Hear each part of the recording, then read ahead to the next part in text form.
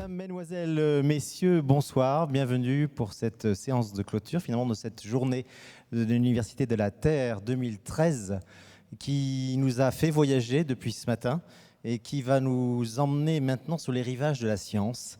Nous allons, avec vous et avec nos trois prestigieux invités, tenter de répondre à cette question. La science a-t-elle quelque chose à nous promettre, ou plutôt ce que la science a à nous promettre va-t-il dans le bon sens? Vous connaissez la règle du jeu, quelques questions entre nous, des étudiants qui ont préparé des questions devant nous, et puis cette année, nous innovons, j'espère que tu as un micro, Éloi, nous innovons avec la possibilité pour ceux qui ne voudraient pas se lever et poser leurs questions. Vous pouvez aisément maintenant, grâce à la technologie moderne, poser votre question par... Alors, pas Twitter, il faut que ton micro marche, sinon ça ne marchera pas. Bon, Twitter marche bien, voilà. Mais le micro un tout petit peu moins. Explique-nous comment on va Merci, faire. Eric. Je vous encourage tous à tweeter sur le hashtag, donc vous connaissez Twitter évidemment, je vous encourage tous à tweeter sur le hashtag, le dièse UT 2013.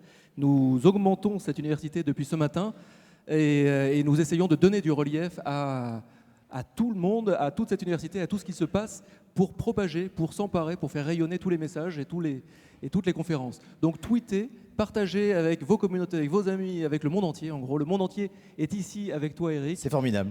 Et voilà. Et donc sur Twitter, posez vos questions et régulièrement, avec Eric, nous les transmettrons aux intervenants. Très bien, merci Éloi, tu restes là. Et maintenant, je vous présente nos trois invités. Il a été nommé par le président de la République président du comité consultatif national d'éthique, le CCNE, le 9 novembre dernier. C'est une date qu'il a sûrement marquée. C'est un de nos plus grands chercheurs en biologie, en immunologie. Et les Français se passionnent pour non seulement ses émissions sur France Inter, mais aussi sa voix qu'il a de particulier. Monsieur Jean-Claude Ameisen, professeur Ameisen.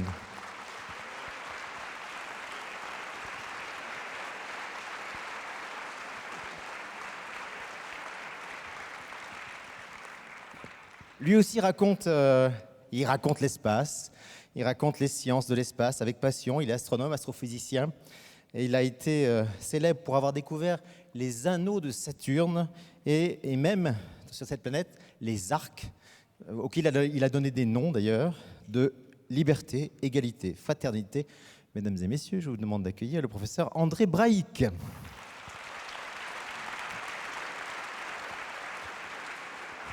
Je me permets de dire que j'ai trouvé les anneaux de Neptune et pas Saturne, c'était un 1610. Je ne suis pas né en 1580. Vous me toujours corriger de suite. Il figure parmi les fondateurs de Médecins sans frontières. L'histoire lui attribue peut-être exagérément le titre de papa du premier bébé éprouvette, Amandine. Amandine est née le 27 février 82. Elle a été conçu par la technique de la fécondation in vitro. Il est à l'origine du premier bébé dit double espoir, dont on va parler tout à l'heure, le professeur René Friedman.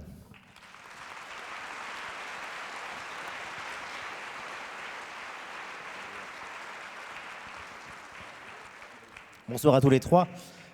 L'ambiance, quand on regarde les sondages sur les sciences, aujourd'hui, l'ambiance est un petit peu morose.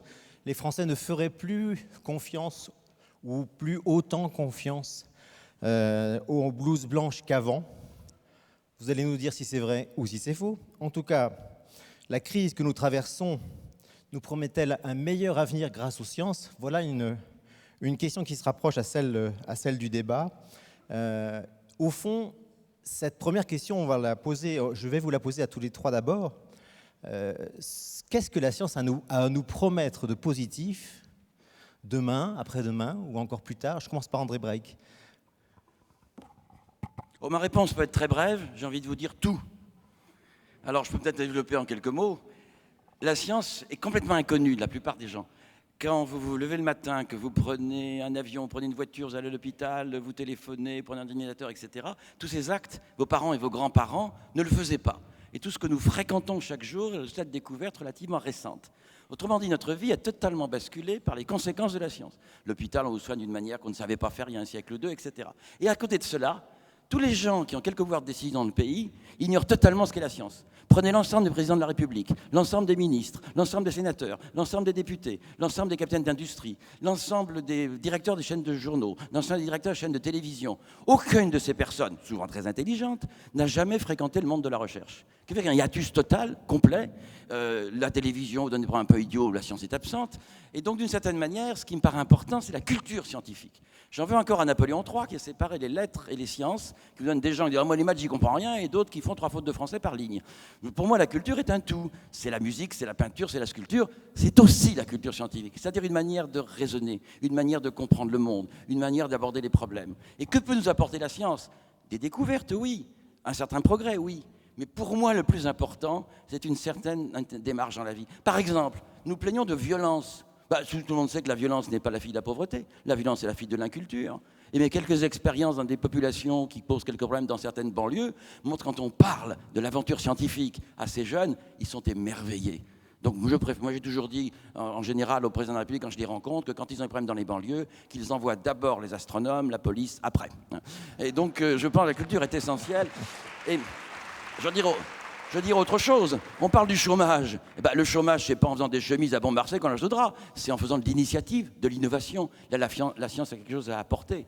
Et donc finalement, je crois que la science peut apporter beaucoup si on fait comprendre le monde. Et je vais même parler de l'écologie, quelque chose d'essentiel. On massacre des populations animales, on pollue la terre, etc. Mais si on veut défendre cette cause noble, on ferait mieux de ne pas être obscurantiste. Et quelquefois, certains d'entre eux ont un discours qui est carrément anti-scientifique. Donc je crois qu'il y a une œuvre d'éducation à faire. L'astronome que je suis n'est pas à quelques siècles près. Donc si je suis quelquefois pessimiste à court terme, je suis très optimiste à long terme. Mais je veux dire une chose, je ne vais pas prononcer le mot crise, moi ça me fait hurler, parce que je reviens de Saturne il y a quelques instants, je joue la télévision et les journaux, on me dit c'est la crise. Attendez, on n'a jamais vécu aussi vieux, on n'a jamais été aussi bien soigné, on n'a jamais fait autant de découvertes. Je suis la première génération qui n'est pas partie à la guerre depuis 2000 ans. Un bateau à Marseille, la moitié de la ville était morte il n'y a pas si longtemps. Une mauvaise récolte, 100 000 morts par an. Autrement dit, si on me demande quand veux-tu naître entre il y a 6 000 ans et aujourd'hui, je dis évidemment aujourd'hui. C'est une période extraordinaire. Et mon seul regret, c'est d'avoir déjà 98 ans. Et je préférerais en avoir 17 parce que j'aurai l'avenir devant moi. Donc je crois que l'avenir peut être rose si on est enthousiaste, si on est plaisant et abat les homo tristus qui vous racontent de mauvaises nouvelles. Dans l'Antiquité, le message des mauvaises nouvelles était mis à mort. Donc je ne propose pas qu'on mette à mort tous ces gens tristes, mais en tout cas, je vous propose de vous rapprocher des homo rigolus, moins nombreux mais plus utiles. Voilà. On est en plein dans le sujet. Jean-Claude Ameisen, ce que la science a à nous promettre du côté des avancées, des procréations médicalement assistées peut poser un certain nombre de questions au moins. Mais pour autant, ce que la science a à nous promettre est fabuleux. Oui, tout à fait. Ce que disait André Breyck, d'ailleurs, ce que tu disais au début, hein, Victor Hugo le disait en disant « Ouvrez des écoles et vous fermerez les prisons ». Je crois que ce que la science apporte, c'est un progrès, une avancée des connaissances. C'est toujours, je dirais, des surprises profondes dans notre façon de nous représenter le monde, de nous représenter nous-mêmes, de nous représenter le vivant. François Jacob disait qu'on mesure l'importance d'une découverte au degré de surprise qu'elle cause. Et donc, si la science est féconde, c'est qu'elle va nous donner des découvertes que personne n'a prévues. Et donc, ce qu'il faut encourager, au fond, c'est le développement d'une curiosité, d'une méthode de questionnement de l'univers qui permet justement de découvrir des représentations qui sont en général contre-intuitives. Vous savez que ça fait 6 siècles maintenant que Copernic a mis la Terre autour du Soleil et nous a dit que ce n'est pas le Soleil qui tournait autour de la Terre. Nous parlons toujours du Soleil qui se lève et qui se couche. Et donc nous faisons coexister, 6 siècles après, une compréhension, une connaissance de la manière dont le monde fonctionne avec ce que notre intuition nous dit avec évidence. Et donc je crois que c'est ce dialogue entre notre intuition, nos représentations intimes, affectives, notre façon de ressentir le monde et ce que nous pouvons enrichir en découvrant des aspects que justement notre intuition et notre représentation immédiate ne peut pas nous donner, ne peut pas nous faire accéder, que nous enrichissons au fond nos liens les uns avec les autres, avec l'univers, avec le monde qui nous entoure. Et c'est, encore une fois, on peut mesurer le bouleversement que la démarche scientifique apporte, non pas en se plongeant dans l'avenir, que par définition nous ne connaissons pas, mais en regardant le passé. Ça ne fait que 150 ans que nous savons que nous sommes parents de tous les êtres vivants qui nous entourent, que nous avons une origine commune. Ça ne fait que 80 ans que nous savons que l'univers aussi évolue et se métamorphose en permanence. Ça ne fait que 60 ans que nous connaissons la structure de l'ADN, de cette molécule qui est impliquée dans l'hérédité, la parenté de l'ensemble du monde vivant. Ça ne fait que 50 ans que nous savons que les continents dérivent et que notre Terre n'est pas immobile, le sol sur lequel nous sommes ne soit pas immobile. Donc je veux dire, si on regarde un peu un passé récent, on s'aperçoit à quel point la démarche scientifique peut bouleverser profondément nos représentations et les enrichir. Et je crois qu'elle tisse des liens. Maintenant, est-ce que ce que nous apprenons de nouveau est un progrès satisfait des promesses? Je crois que ça nous donne toujours plus de responsabilités. Darwin aimait cette phrase de Francis Bacon qui était « Knowledge is power ». La connaissance est du pouvoir. Et si la connaissance est du pouvoir, dans notre façon de voir le monde, dans notre façon de transformer, de modifier la réalité, elle oblige à une responsabilité. Et donc je crois que les promesses de la science, les promesses des découvertes fantastiques que nous faisons dans les connaissances et dans les applications, au fond, dépendent, en ce qui concerne le fait qu'elles vont être de bonnes promesses ou qu'elles vont s'avérer néfastes, dépend de ce que nous en faisons. Et donc de nos interrogations sur la signification de ce que nous découvrons et sur le meilleur moyen de le mettre en application, je dirais dans le respect de chacun et dans le respect du monde que nous habitons. Donc il y a, je crois, un lien inextricable dans les promesses qu'on attend de la science entre la richesse de la démarche qui nous fait découvrir le monde et le sentiment de responsabilité individuelle et collective que nous avons et qui doit être proportionnel à l'importance de ces connaissances. Merci Jean-Claude. Alors, René Friedman, vous avez signé aux éditions Bayard 30 ans de combat pour l'assistance médicale à la procréation. Ça s'appelle Conviction. Et on observe que justement, la science a fait, enfin, peut-être pas que la science, mais que l'obstétrique a fait d'énormes progrès. Vous racontez une anecdote absolument incroyable où, dans une naissance avec des jumeaux, je crois, votre professeur, dont on va taire le nom, dit appelez-le moi, appelez quelqu'un. Et vous pensez qu'il va appeler un anesthésiste pour sauver ces deux petits. Et en fait, il va appeler le prêtre. Tout a changé. Oui, effectivement, dans votre question, d'ailleurs, moi je dirais, la réponse à la science, c'est effectivement une passion. C'est la passion de comprendre et de connaître. Après, je dirais que ce soit, si on oppose justement sciences ou sciences humaines ou toutes ces approches, pour moi c'est pareil. C'est-à-dire, c'est une faute de temps, on peut pas s'occuper, je connais rien de l'astronomie, je le regrette, et vous connaissez sûrement autant que moi en médecine, et donc voilà, c'est une question de temps, mais la démarche est la même, c'est la découverte, la compréhension, et donc la connaissance. Et donc c'est une passion vers la connaissance. Après, qu'est-ce qu'on peut faire de la connaissance, pour reprendre ce que disait Jean-Claude? Bien sûr que c'est là où intervient la société, la conscience, l'organisation de tout ça. Mais ce qu'il faut, c'est justement soutenir cet élan vers la connaissance. Et quand vous disiez, oui, mais la société, en même temps, recule par rapport à la science. Non, moi je ne crois pas.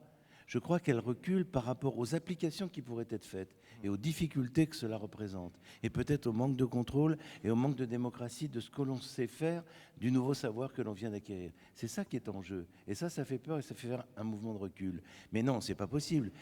Dès que vous faites une réunion avec des jeunes, des moins jeunes, des très vieux, de toute façon, quand vous commencez à donner des explications de qu'est-ce que c'est que la vie, la personne humaine, ou bien les anneaux de telle ou telle planète, je veux dire, c'est fascinant. Il y a un silence automatiquement parce que c'est passionnant. Donc c'est la passion de comprendre.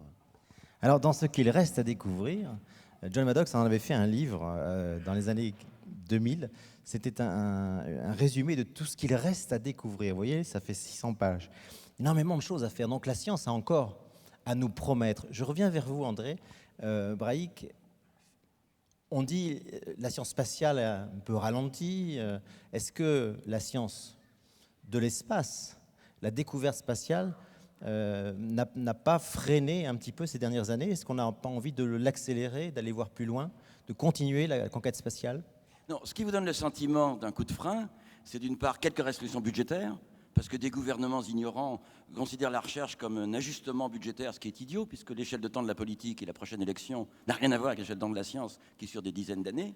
Et d'autre part, on a été sur la Lune, on est parti tout de suite, on croit que c'est un arrêt. C'est tout le contraire.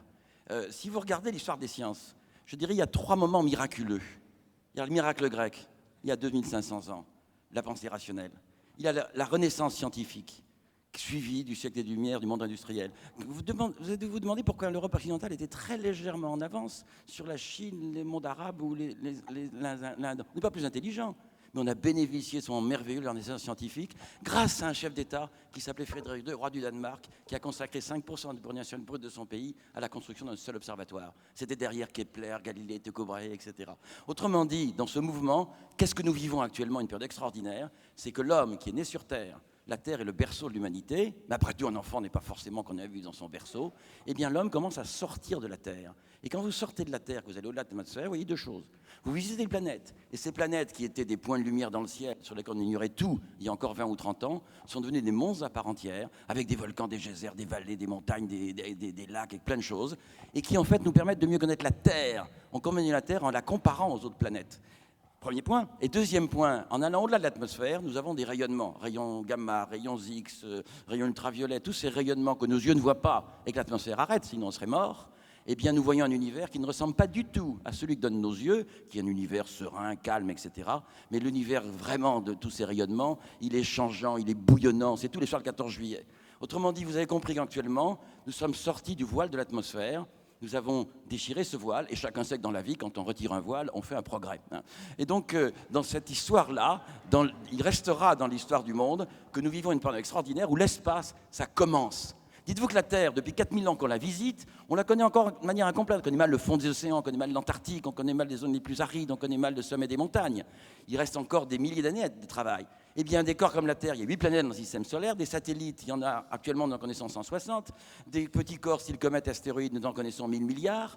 Dans la galaxie, nous avons 1000 milliards d'étoiles, nous connaissons 1000 milliards de galaxies, ce qui fait qu'à le moment où je vous parle, il y a quelques milliers de milliards d'étoiles, et je ne parle pas de celles qui sont déjà mortes, celles qui ne sont pas encore nées. Autrement dit, vous voyez, nous ne sommes pas prêts d'être au chômage.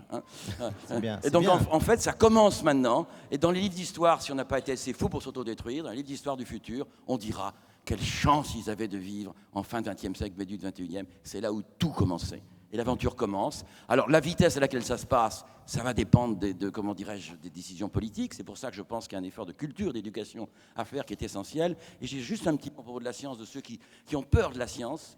Dites-vous que la science, elle n'est ni de gauche ni de droite, elle n'est ni bonne ni mauvaise, elle l'est.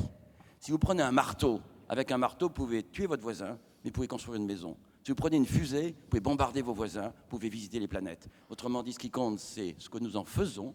Et on a dit mieux que moi, science sans conscience n'a pas de sens. C'est pour ça que je pense que l'éducation doit être et littéraire et scientifique. Mais je vous dis, je suis optimiste et je suis persuadé, dans 4 ou 5 siècles, nous arriverons à éduquer les hommes politiques. J'avais proposé de faire des cours de recyclage à l'Assemblée nationale, mais la gauche et la droite ne se sont pas mis d'accord. Enfin, on y arrivera. C'est une très bonne idée. On va y penser. René Friedman, on parle aujourd'hui d'utérus artificiel. Qu'est-ce que l'obstétrique a à nous promettre dans les années à venir? Peut-être l'utérus artificiel, je ne le pense pas.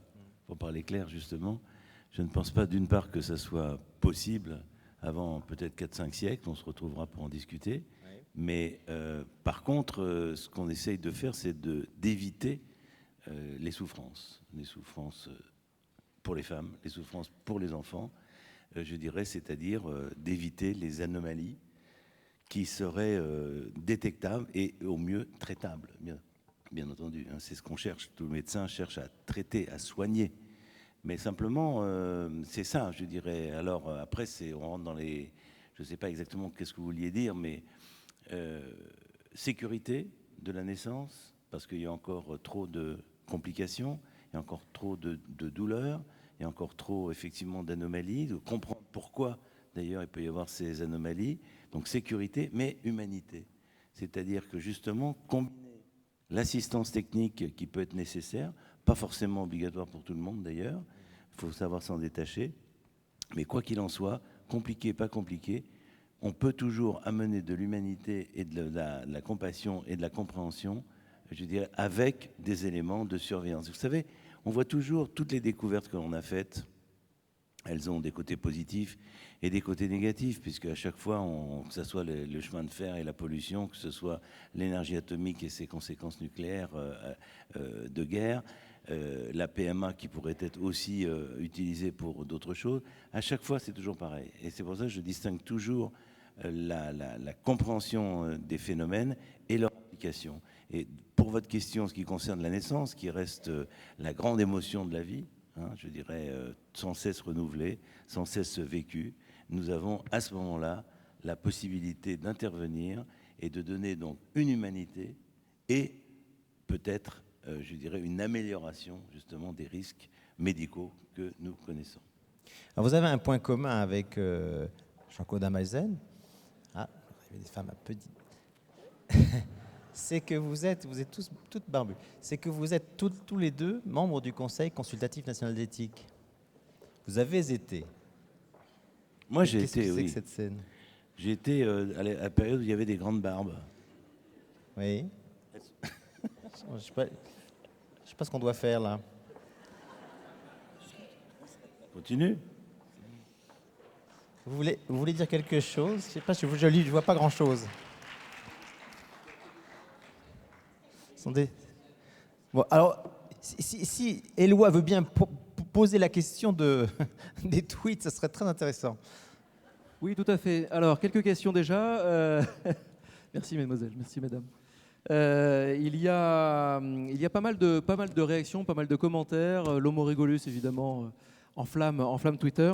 Il y a une question qui arrive. Ce qu'a à promettre la science ne dépend-il pas de qui la finance et qui achète les brevets? C'est une question ouverte. Je ne sais pas à qui précisément elle peut s'adresser. Qui veut s'en emparer? Peut-être M. Ameisen, non, sur les brevets?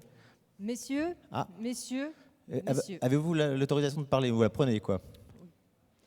Pour que science ne soit pas ruine de l'âme, Elle peut répondre Mais sur vous les savez il brevets. faut une conscience. Mais pas n'importe laquelle. Cette conscience, messieurs, la barbe vous félicite de l'incarner si dignement. La terre, l'entreprise, l'éducation, l'énergie, la procréation assistée, l'économie et la démocratie demeurent chasse gardée de grands cerveaux virils au menton poilu. Comme vous l'avez admirablement saisi, penser une société plus solidaire doit rester l'œuvre de quelques sages mâles, blancs et d'âge mûr. Nous vous félicitons de savoir veiller ainsi au développement durable de la suprématie masculine. Olivier, Guy, Thomas, Cyril, Fabrice, Vincent, Oué, Stéphane, André, Roland, Christian, Cyril, Eric, René, Philippe, Georges, Serge, Luc, Jules, David, Vous allez Rachid, faire tout le dictionnaire, là. Yannick, Antoine, Écoutez, Bertin, Geoffroy, on a un peu compris Arnaud, votre discours, pas Eric, tellement, mais Michael, rentrez dans la Denis, salle et on va Patrick, continuer la Mohamed, discussion. Mathieu, Madame, c'est terminé. Je ne sais pas, Jacques, madame ou monsieur, je ne sais Jean, pas. c'est presque terminé. Allez, on continue la Jean, conversation, s'il vous plaît. John, Jean-Hervé, Jean-Louis, Jean-Paul, Jean-Claude, François. C'est bon, c'est bon, c'est bon. François. Allez, Laurent, merci, laissez-nous Laurent, finir. Bravo. Contre vents et marées. Laissez-nous finir. C'est juste ça. Contre vents et marées. Allez. Je suis pas sûr d'avoir tout compris, mais en tout cas, vous avez cité des noms de garçons. On n'est pas des filles, alors on va pas se transformer non plus. Voilà, le débat se continue. Oui, la question que je posais à vous deux, c'est que vous avez été, René et Jean-Claude, membres tous les deux du comité d'éthique. Est-ce que les conversations du comité d'éthique sont à ce point douloureuses? Est-ce que vous avez des débats qui sont difficiles au comité d'éthique? Tu veux? Vas-y.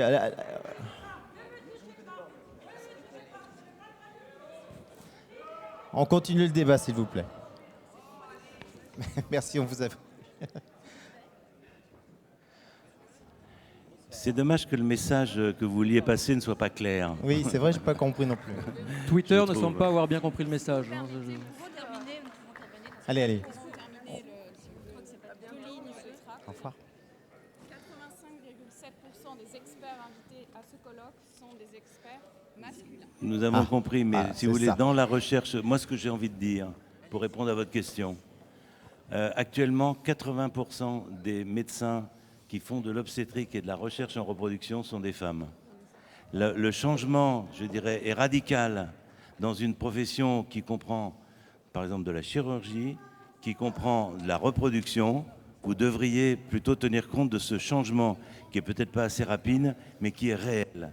La place des femmes a changé et la PMA a donné en partie, s'est inscrit dans une meilleure possibilité d'agir sur, je dirais, son temps, qui peut être le temps professionnel, le temps personnel, le temps de la maternité. C'est de ça dont on discute. C'est là qu'on voit les applications qui peuvent être faites. Et d'ailleurs, dans le livre qui vient de sortir aux éditions Robert Laffont, René Friedman, vous n'êtes pas tout seul, hein, il y a Jacques Gélis et Henri Atlan qui vous accompagnent avec Karine Lou-Matignon. Vous racontez toute cette histoire qui est d'abord une histoire de femme. L'histoire de la naissance est une histoire de femme.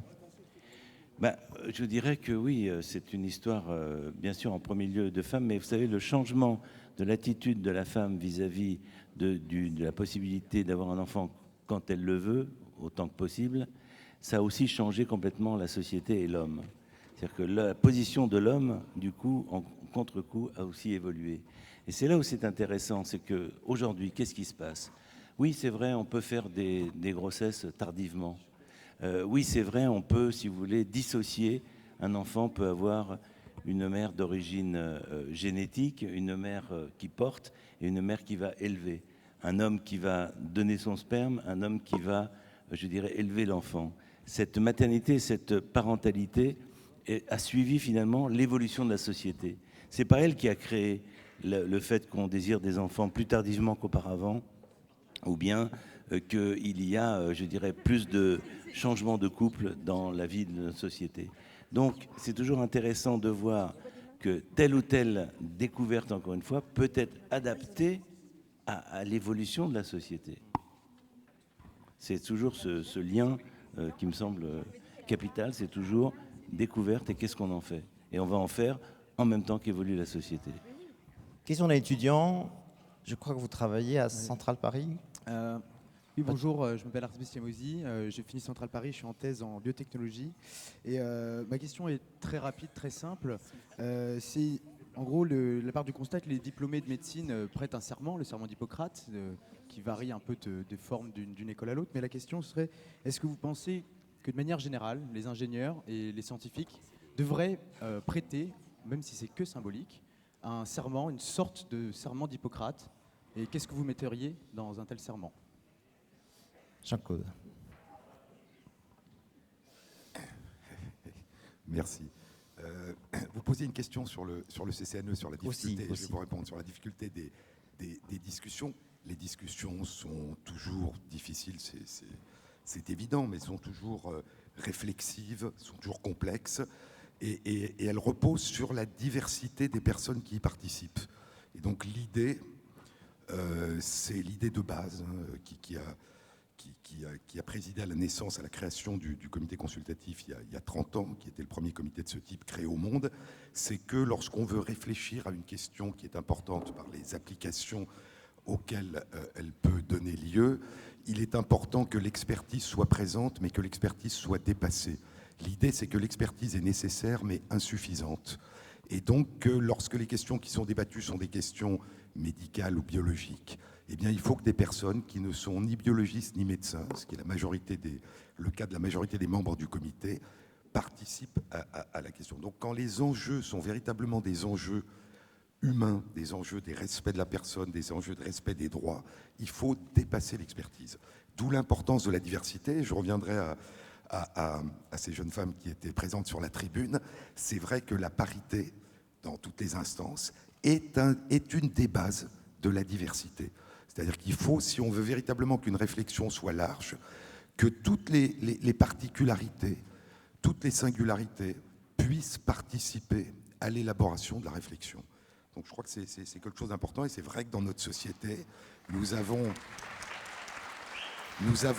tendance, plus les responsabilités sont importantes, c'est-à-dire plus si vous allez à l'Assemblée où on décide du destin du pays, si vous allez au Sénat, vous vous apercevez que plus vous gravissez ces marches et plus la représentativité des femmes, mais aussi d'autres parties de la population. Il se trouve que les femmes sont une minorité qui n'est pas minoritaire, qui n'est pas ni minoritaire en nombre, sont moins représentées. C'est vrai que si un pays veut réfléchir, il faut qu'encore une fois, il y ait participation de l'ensemble de ses membres. Pour répondre à votre question sur le serment d'Hippocrate, le comité a réfléchi déjà il y a depuis plusieurs années à cette question, parce qu'elle lui avait été soumise, et nous pensons que les serments, les engagements qui existent dans beaucoup de professions sont peut-être intéressantes, mais au fond ne représentent pas l'essentiel de ce que devrait être la démarche éthique.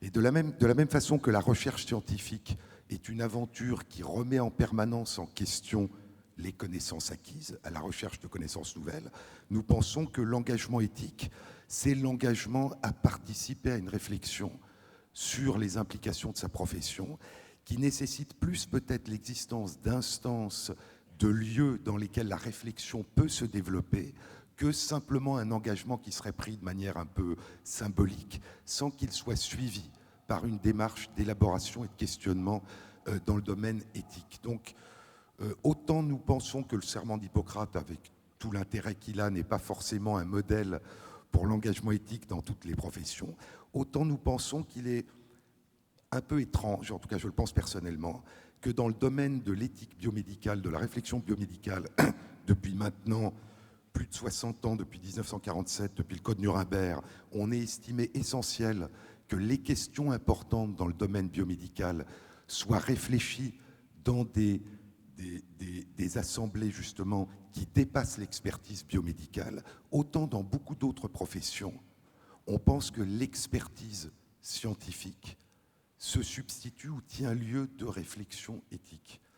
Et donc peut-être que plus que le serment d'Hippocrate, c'est l'idée d'instance de réflexion éthique qu'il conviendrait peut-être d'étendre au-delà du domaine biomédical, dans des domaines qui peuvent être les domaines de l'ingénierie, de l'économie, de toute une série de lieux et de professions dans lesquels les décisions, les réflexions ont des impacts qui dépassent l'expertise. Et une des choses qui me frappe, c'est que dans le domaine biomédical, quand on considère qu'un problème est important, on va non pas demander aux experts simplement ce qu'ils pensent, on va justement essayer de décliner à différents niveaux cette réflexion collective démocratique, au fond, cette façon d'essayer d'élaborer une réflexion originale.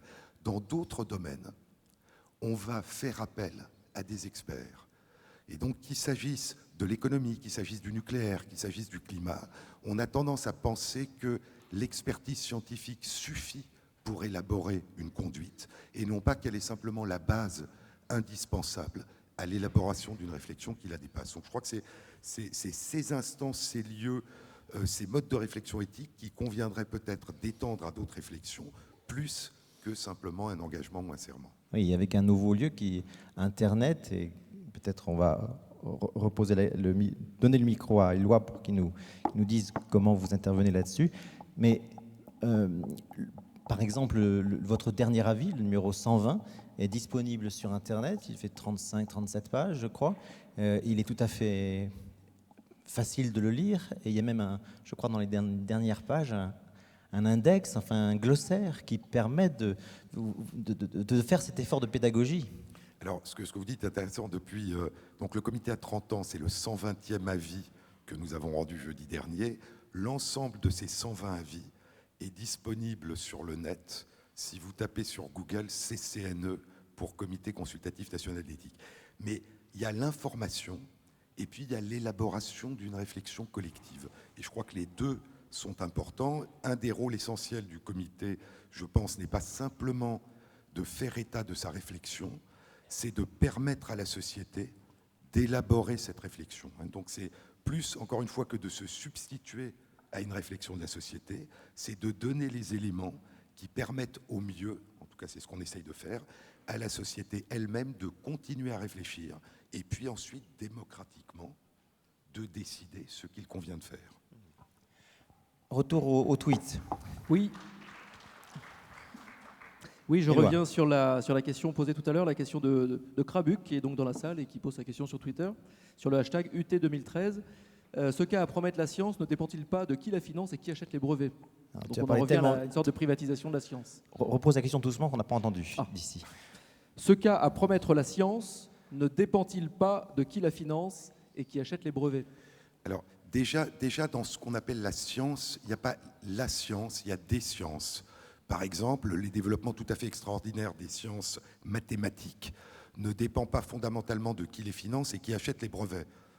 Je veux dire, ça se fait indépendamment de financements particuliers et de brevets.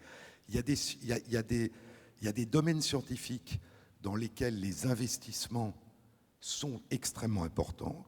Il y a des domaines scientifiques dans lesquels ils sont moins. Même en physique, vous avez des domaines dans lesquels les investissements sont considérables. C'est pour ça qu'André Breuil parlait de restrictions budgétaires qui ont un effet sur le développement des recherches. Mais vous avez des domaines de sciences théoriques dans lesquels le problème n'est pas un problème technologique et de financement. Donc déjà, il faut distinguer, je dirais, ce n'est pas la science, il y a différentes façons d'aborder différentes démarches scientifiques. Maintenant, lorsqu'il y a des investissements et des financements, là encore, c'est une décision des scientifiques et de la société qui permet d'y répondre. Je crois qu'il y a un exemple qui est tout à fait caractéristique.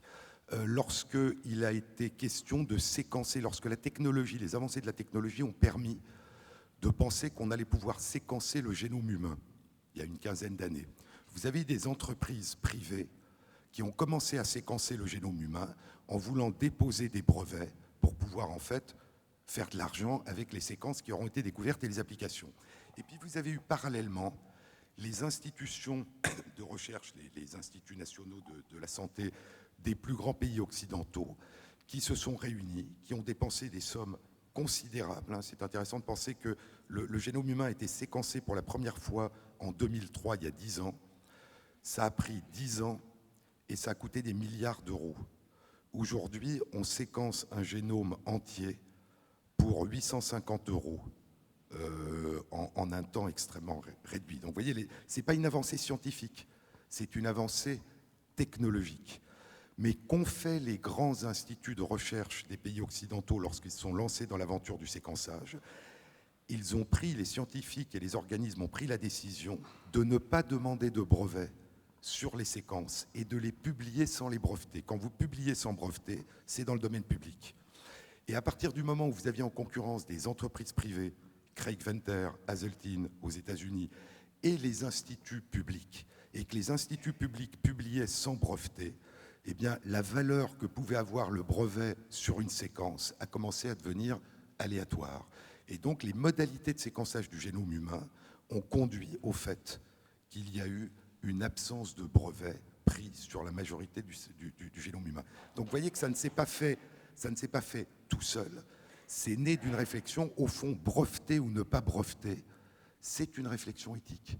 Il y a des cas où breveter va favoriser le développement d'applications qu'on estime souhaitables et donc il peut être intéressant dans une notion de bien public de breveter. Il y a des cas où breveter va freiner ou pénaliser le partage des applications et il peut être important de décider de ne pas breveter. Et donc je crois qu'il n'y a pas de choix économique, il n'y a pas de choix automatique. Une très grande partie de la recherche publique est financée par la collectivité et non pas par l'industrie privée.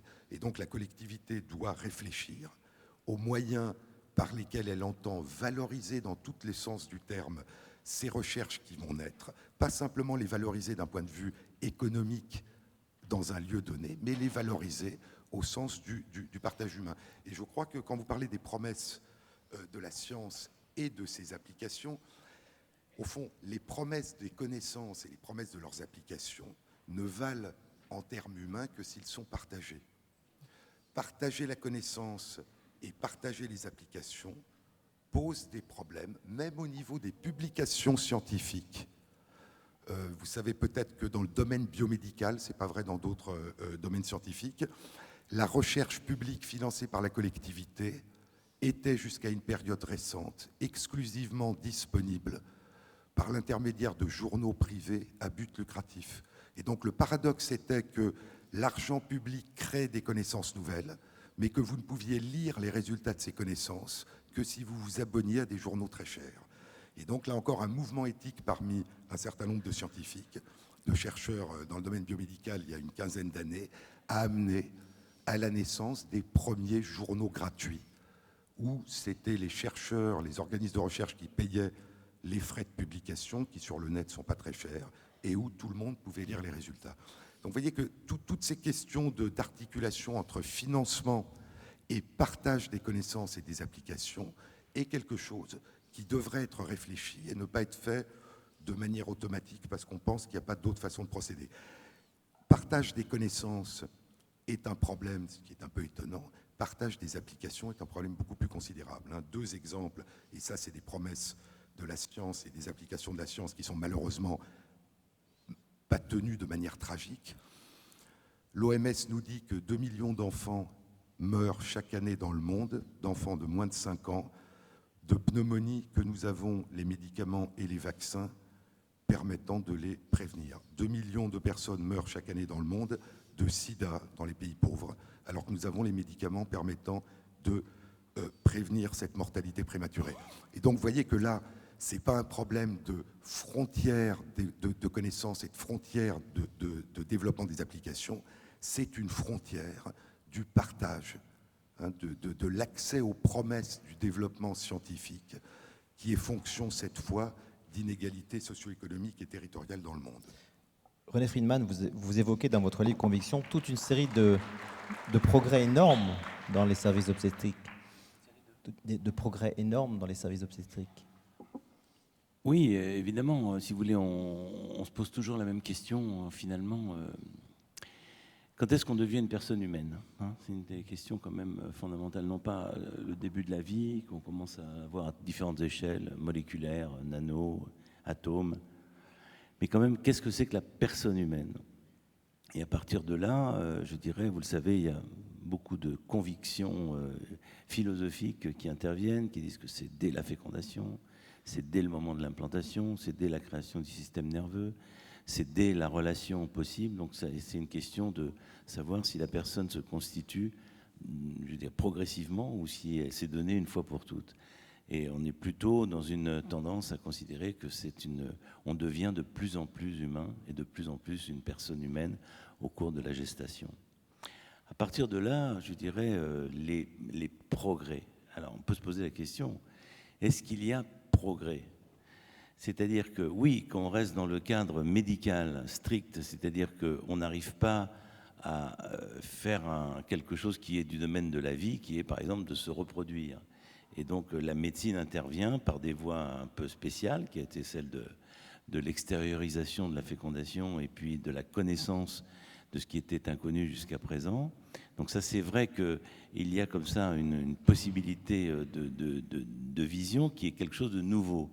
Est-ce que c'est un progrès? Je dirais, c'est un progrès de la connaissance, parce qu'on n'a non pas compris quand est-ce que se forme la personne humaine, c'est toujours de la conviction, mais on a compris comment se déroulait le développement, je dirais, de ce qui va faire ce que nous sommes, des hommes et des femmes ici présents, et en sachant que beaucoup ne sont pas arrivés à ce stade-là.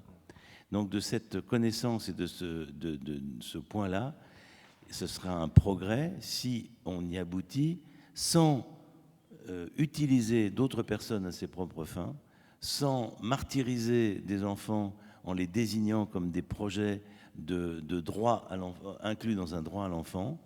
Donc c'est en même temps un progrès, mais ça pourrait être aussi le cauchemar. C'est une vaste histoire que celle du bébé double espoir. C'est maintenant qu'il faut en parler, certainement. Racontez-nous comment ça s'est passé de votre côté.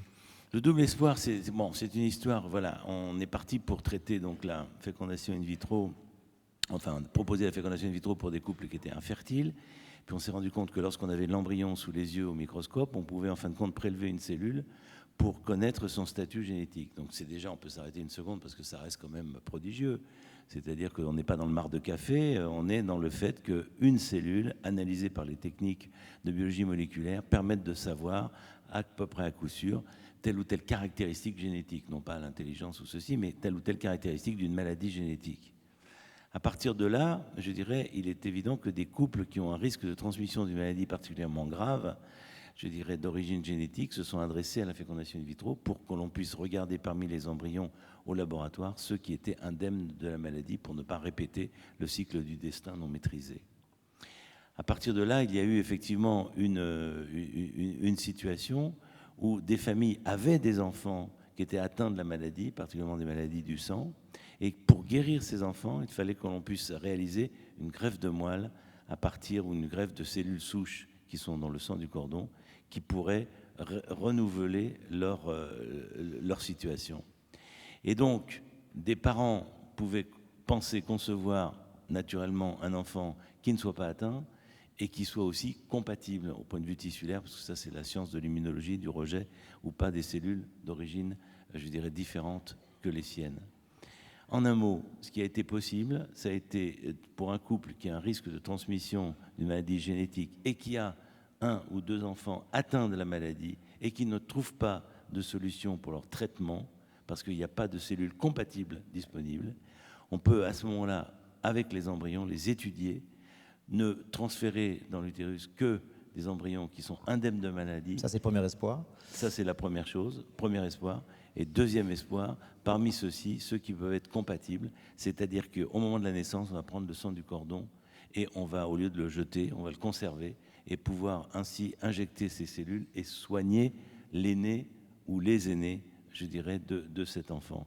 Alors, ça a posé la question, est-ce que c'est un enfant du double espoir, ce que je pense bien sûr. Est-ce que c'est un enfant dit médicament, ce qui déjà est une chosification de l'enfant, une réification du vivant et une considération que l'on utilisait l'enfant. Et je veux dire, il est normal qu'on se soit posé la question, il est normal qu'on se pose ces questions. Ma réponse personnelle, elle est non. C'est une réponse à une volonté de famille de soigner en même temps que d'advenir et de faire du nouveau dans une famille qui s'agrandit. Oui. Repartons dans les étoiles avec vous, André Braic. C'est sans doute un espoir de connaître un jour l'origine de l'univers. À quelle échéance on fixe ce genre de questionnement? Le début du monde. Le débat date d'il y a environ 4000 ans. Alors je ne vais pas ce soir en 2 minutes vous le dire. D'abord, il y a une grande ambiguïté. Quand on parle d'origine de quelque chose, on ne parle pas de l'origine, on parle de la fin. C'est-à-dire on parle d'un processus qui a conduit à ce qu'on observe. Si vous me demandez quelle est votre origine est le résultat d'une sorte d'amour entre vos parents. Autrement dit, dans le débat, est-ce que quelque chose est créé ou bien est-ce que les choses se transforment? C'est un débat très ancien que dont les philosophes ont beaucoup discuté. Alors certains disent, mais on ne peut pas créer quelque chose à partir de rien. Donc forcément, c'est une situation de transformation. Et tout de suite, se pose la question du temps. Est-ce que ces transformations sont éternelles? Il n'y a pas de début, il n'y a pas de fin. Alors, entre nous, on n'a pas la réponse aujourd'hui. Et si on faisait un pari, si vous me réinvitez dans 2000 ans, on n'aura toujours pas la réponse. Très bien. Alors maintenant, en ce qui concerne nos origines, je raconte une histoire. Par exemple, vous savez que le mois dernier, on a publié quelques nouvelles. D'ailleurs, c'était très drôle. Je parlais de culture tout à l'heure. Il y a différents événements astronomiques importants qui sont produits le mois dernier. Alors, un jour, je suis allé à la télé. Ils m'ont invité. J'ai fait quelques commentaires. Ils m'ont dit, vous restez. Et à ce moment-là, paf, il y avait un ministre qui avait mis un peu d'argent de côté en Suisse. Ça a fait l'actualité du jour. Alors, la semaine d'après, ils m'ont invité. J'y suis retourné. Paf, il y avait un président de la République qui était mis en examen. Alors moi, je dis, mais vos histoires, c'est l'écume des jours. Ce qui est important, c'est l'origine. La question, c'est que millénaire. Mais apparemment, vous voyez, les journalistes ne parlent que de l'écume des jours. Mais alors, revenons à la question des origines. C'est l'histoire des origines, c'est l'origine de la Terre. Si vous m'aviez invité dans cette salle au XVIe siècle, je vous aurais dit que la Terre a 5837 ans, plus ou moins 1 an. Il y a un moine irlandais qui avait compté les générations de l'Ancien Testament, et puis il avait comme ça donné l'âge parce qu'il y avait quelques incertitudes sur la date de naissance. Et puis, au fur et à mesure, nous avons maintenant l'âge de la Terre, c'est 4,55 milliards d'années. Nous le connaissons depuis 1953. La Terre a démarré à ce moment-là. Alors, l'origine de la Terre, c'est la fin d'un processus. Un processus où une nébulosité est apparue, au centre on a fait le Soleil, autour on a fait les planètes, etc. Votre origine à vous, par exemple, sur d'amour de vos parents, mais vous êtes fait d'atomes. Alors, vos atomes, comment est-il fait? Les atomes sont fabriqués dans des étoiles. Par exemple, si la police m'arrête et me demande mon âge, je leur réponds que mon âge est compris entre 6 et 12 milliards d'années, âge auquel mes atomes ont été fabriqués. Le reste étant ma vie privée, ne les regardant pas. Donc vous voyez que c'est une succession de transformations et de processus. Quant au fameux Big Bang, bon, c'est un truc très simple. L'univers est en expansion, vous prenez les galaxies, plus elles sont loin, plus elles s'éloignent vite. Vous passez le film en arrière, il y a un moment où tout était rassemblé sous un volume extrêmement faible, avec une densité extrêmement forte, avec une température colossale, au point même où aucune matière ne pouvait naître. Appelez ça le Big Bang. Je vous signale d'ailleurs que depuis le mois dernier, nous avons pris 80 millions d'années d'âge. On est plus vieux de 80 millions d'années par avance, on croyait. Encore un problème pour les retraites. Et donc, nous avons maintenant un âge de 13,82 milliards d'années. C'est le moment où ce monde commence. Mais ce n'est en aucun cas le début. Ce n'est pas l'origine. Et simplement, notre problème, c'est que nos différents modèles physiques, la relativité générale pour l'infiniment grand, la mécanique quantique pour l'infiniment petit, qui sont des théories qui marchent bien, votre téléphone portable avec le GPS ne marche que parce qu'on connaît la mécanique quantique un petit peu et la relativité générale. Eh bien, nos théories sont incapables de décrire ce que... Nous n'avons pas d'outils pour décrire ce qui se passe à partir, en gros, c'est 10 moins de 43 secondes après cet instant zéro. Mais ce zéro n'est pas l'origine. Alors, certains imaginent que... Avant, il y avait par exemple un effondrement, un Big Crunch avant le Big Bang, un grand effondrement. D'autres imaginent des choses pulsantes. D'autres imaginent qu'on tend vers zéro en un temps infini. Parce qu'entre parenthèses, la notion du temps, personne ne sait ce qu'est le temps. Comme dirait l'autre, le temps, c'est ce qui passe quand rien ne se passe. Et donc, en gros, le temps, c'est quoi? Le temps de mon horloge, c'est pas le temps de mes cellules, c'est pas le temps de la relativité générale, et c'est pas le temps de la mécanique quantique. Et on fait des confusions fantastiques sur ce mot temps qu'on croit unique, avec une horloge absolue qui n'existe pas. Et donc, d'une certaine manière, ce que nous faisons, nous, dans notre histoire, origine de la vie sur Terre, origine de la Terre, origine du Soleil, origine des atomes, origine de l'univers, eh bien, la chose merveilleuse, c'est que depuis un siècle, nous sommes remontés de plus en plus loin. Nous savons maintenant, nous sommes capables, nous astronomes, de vous raconter, en gros, ce qui s'est passé depuis 13,82 milliards d'années. Mais laissons un peu de travail aux suivants, de façon qu'ils ne soient pas au chômage. Hein, et simplement, vous voyez bien les dimensions métaphysiques aussi de l'origine, mais vous voyez bien que nous remontons plus en plus dans le passé, nous comprenons ce qui se passe, et la grande question qui se pose maintenant, c'est, sommes-nous seuls? Est-ce qu'il y en a d'autres? Qu'est-ce qui s'y passe? Et là, ça frémit. Et s'il y en a d'autres, est-ce qu'un jour on pourrait communiquer ou pas? Et finalement, ces grandes questions qui ont des conséquences sociologiques, philosophiques, métaphysiques, je pense qu'au XXIe siècle, on progressera beaucoup dessus. Et vous savez, j'ai un de mes collègues qui dit « Moi, je suis sûr que la vie extraterrestre intelligente existe, et j'en ai la preuve. La preuve, c'est qu'ils ne sont jamais venus nous voir parce qu'on n'est pas intéressant. Ça prouve bien qu'ils sont intelligents. » C'est pas mal, ça. Éloi, peut-être un tweet. Oui, notamment un tweet de Gabriel. Alors, on voyage un tout petit peu moins loin, mais on voyage quand même un petit peu. Que faire pour inciter les chercheurs à rester en France?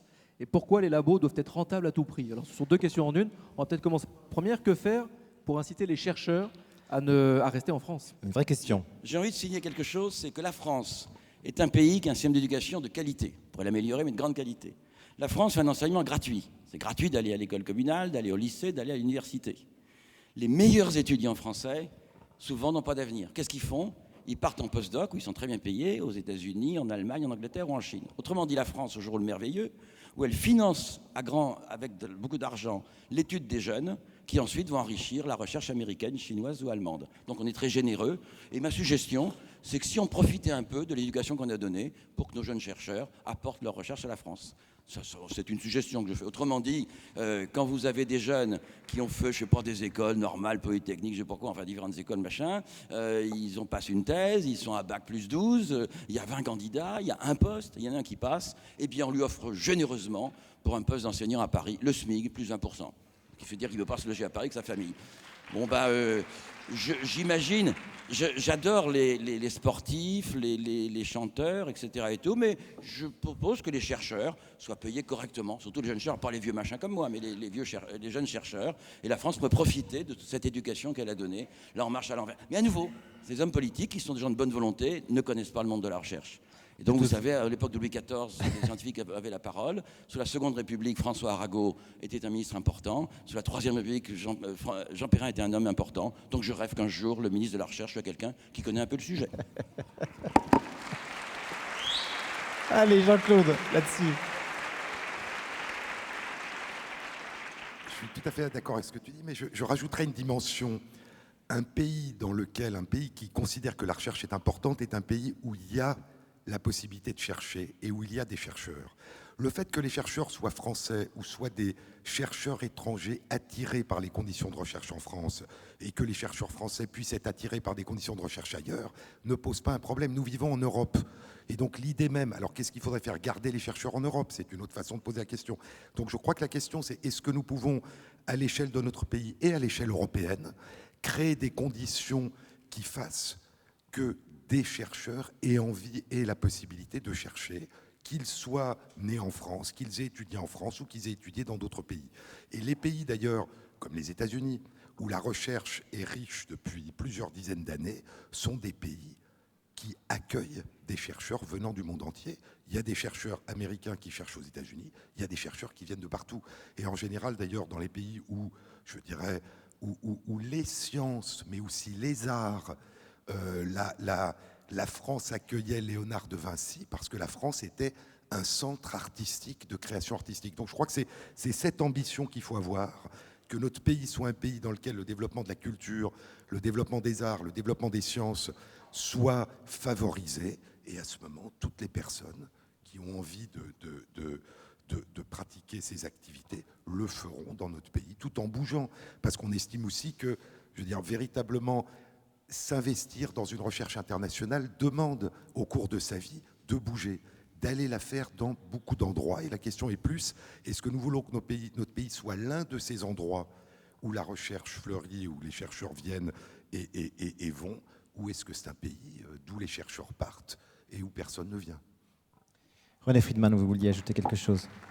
Oui, juste un mot, je pense qu'il faut effectivement développer ce qu'on pourrait appeler l'esprit d'innovation, la volonté d'innovation, et ça c'est une volonté politique qui doit être permanente, quels que soient les partis au pouvoir, mais c'est sûrement le fond, c'est-à-dire déjà de valoriser. Vous savez qu'en biologie, il y a des interdictions qui sont faites. Comment voulez-vous que des chercheurs étrangers puissent venir en France alors que les Français eux-mêmes n'arrivent pas à travailler puisqu'il y a des interdictions? Et ces interdictions, elles sont dues à quoi? Elles sont dues justement à ce qu'on discute depuis le début, c'est-à-dire à l'intérêt des connaissances et en même temps aux difficultés à l'application. Et il faut que l'on puisse favoriser l'esprit d'initiative, c'est-à-dire favoriser la prise de risque. Oui, lorsque l'on ne connaît pas, eh bien on prend des risques à connaître. Mais il ne faut pas en avoir peur parce qu'il faut ensuite qu'il y ait une transparence de ce que l'on va découvrir et on va réfléchir ensemble de façon démocratique sur l'application. Mais si on fait ce qu'on fait actuellement en France, c'est-à-dire un espèce de principe de précaution qui est énorme et qui, malgré toutes ces bonnes volontés, n'a pas empêché et l'histoire du sida, et l'histoire de l'hormone de croissance, et l'histoire du Mediator, et je ne sais pas quoi encore, et les pipes, pour parler des prothèses mammaires.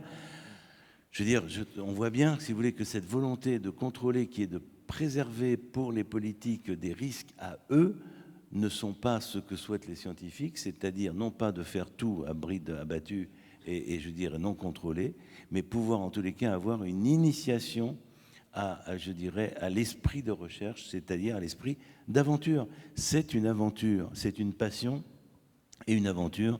C'est ça qu'il faut favoriser déjà, et il va en découler une certaine aide, effectivement, pour qu'on ne soit pas au SMIC plus ceci, et qu'il y ait des lieux d'accueil, des lieux pour que les chercheurs puissent se réunir et travailler sur tel ou tel domaine.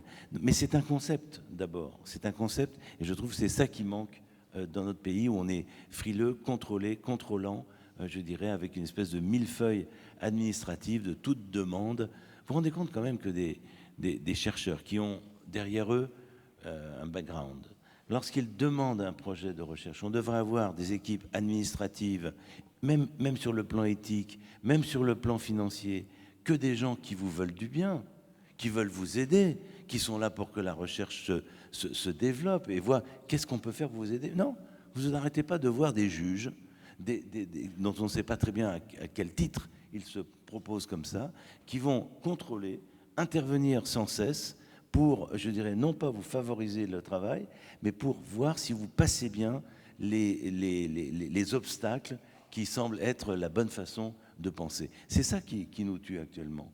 C'est pas la volonté de connaissance, c'est pas la passion, c'est la difficulté de trouver dans le climat politique, je dirais, des grandes voies de clairvoyance et en même temps d'autorégulation.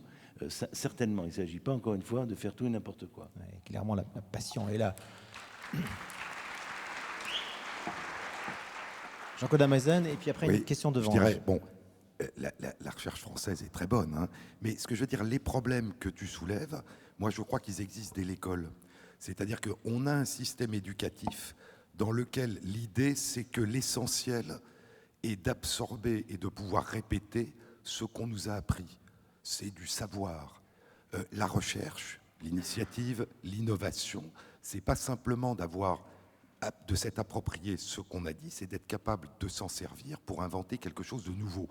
Or, l'école a beaucoup de mal à favoriser la créativité, l'inventivité, la construction de la recherche des connaissances. Et donc, je crois qu'il y a eu des initiatives. Il y a la main à la pâte dans les classes primaires. Il y a l'idée que l'enfant doit apprendre à utiliser ce qu'il apprend pour inventer lui-même, individuellement et collectivement, quelque chose de nouveau. C'est l'essence de la recherche scientifique. Dans la recherche scientifique, c'est une méthode d'acquisition du savoir qui ne consiste pas à apprendre ce que quelqu'un sait, ça consiste à apprendre ce que tout le monde ignore. Et donc, si on veut véritablement qu'une société comprenne l'importance qu'il y a à découvrir ce que tout le monde ignore, c'est-à-dire à pratiquer la recherche scientifique, il faut que ça fasse partie de l'enseignement. Et que l'enseignement ne nous donne pas l'impression que la science, c'est purement du savoir, alors que la science, c'est une démarche qui crée des connaissances nouvelles en remettant en question les connaissances anciennes. Je juste un mot pour, Oui. pour applaudir des deux mains ce qui vient d'être dit. Jean-Claude, tu as complètement raison pour dire, à l'école, on apprend aux gens à répéter. Et celui qui a les meilleurs diplômes, c'est le meilleur singe. Alors qu'on devrait apprendre aux enfants à penser. C'est un premier point. Et le deuxième point, je suis complètement d'accord aussi, c'est que la bureaucratie est envahissante. Et actuellement, les chercheurs français, mais pas que français, européens, ils ne font plus de science, ils font du papier. Et tout le monde est occupé. Et je regarde les gens, les collègues qui ont 40 ans, qui ont 50 ans, qui sont en pleine production. Soit ils font des demandes pour demander toi frifrelin, soit ils examinent les demandes des autres. Autrement dit, 60% des chercheurs rédigent des papiers que les 40% restants perdent leur temps à lire. Et donc il faut arrêter ça. Et la science est un pari de temps en temps. Il faut oser parier. Quand on fait un pari, on ne gagne pas toujours. Mais moi, je suis prêt à recruter 10 personnes. Si l'un d'entre eux s'appelle Einstein, Darwin ou Galilée. Et les 9 autres ont réessayé. Et c'est ça qu'on ne fait pas. Le contrôle, c'est nous sommes des chercheurs qui sont des truands en puissance. On les contrôle par des gens qui sont bureaucrates, qui en plus sont un peu jaloux, puisque s'ils aimaient la science, ils auraient fait de la science, c'est pas de la bureaucratie. Donc je voudrais applaudir des deux mots sur ce qui a été dit. Ouais. C'est-à-dire qu'il ne faudrait pas qu'on veuille que le projet de recherche ait déjà sa réponse au moment où il est posé. Il faut prendre des risques. C'est ça, c'est Tu la connais question du l'histoire. risque. Si vous avez de l'argent en science, c'est très facile. Vous faites une recherche, vous obtenez des résultats, et ensuite vous demandez à faire la recherche que vous avez déjà faite. Alors là, ça paraît bien monté, vous l'avez. Mais prendre un pari, ah non, c'est trop risqué. Ouais. Et moi, je dis que si aujourd'hui, Kepler, Galilée, Einstein ou Newton se présentaient pour des projets de recherche en France, ils ne seraient pas pris pour production insuffisante. Oui. D'ailleurs, beaucoup des recherches qui ont révolutionné notre façon de voir le monde, que ce soit Copernic, Darwin ou Einstein, ne nécessitaient qu'un crayon, un papier, et pour Darwin, un peu de voyage dans sa jeunesse. Donc il y a aussi, je veux dire, cette idée que la créativité, ça répond un peu à la question, dépend souvent, mais ne dépend pas toujours et n'est pas proportionnelle aux moyens économiques qui sont mis à la disposition. La technologie en dépend, pas forcément la créativité. Ce que je voulais dire, c'est que le système que tu évoques, c'est le système de financement américain. Et j'y ai participé. Et lorsqu'on demande un financement aux États-Unis, on se base dans son projet sur une partie de ce qu'on a déjà réalisé. Donc c'est plus une évaluation de la capacité des personnes à construire une démarche et non pas du tout à prédire l'avenir de ce qu'ils vont trouver, ce qui est enfantin. Et donc d'évaluer leur capacité à construire une démarche qui se fait. La différence peut-être, c'est qu'en dehors de ce système d'évaluation qui a été importé assez récemment dans notre pays en Europe, qui existe depuis très longtemps aux États-Unis, et dans lesquels d'ailleurs, je me rappelle, il y a plus de 20 ans, quand j'ai fait la première, ça me paraissait démesuré par rapport aux demandes de recherche en France. C'était 150 pages de résultats, de projets, de discussions, simplement à visée d'évaluation, donc qui évaluait évidemment le projet. La différence, c'est qu'une fois que ce seuil est franchi, eh bien, tout le reste est fait pour favoriser le développement.